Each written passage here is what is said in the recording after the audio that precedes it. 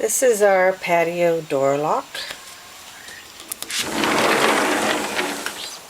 I believe it is called a double mortise. 2 latches come out when it's locked. This is the strike plate. The latch was not working.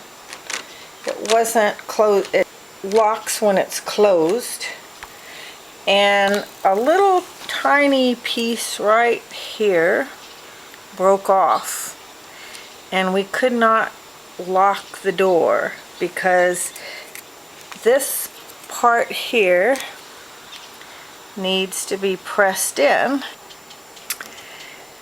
When you press down this little part, then the latch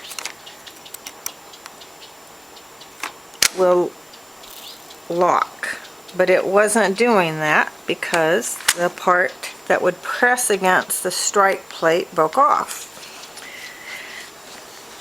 My husband took out the middle screw in this latch plate and he ground it down a little bit on the right and a lot on the left, and it has replaced the part that broke off, so that now when we close the door it will lock.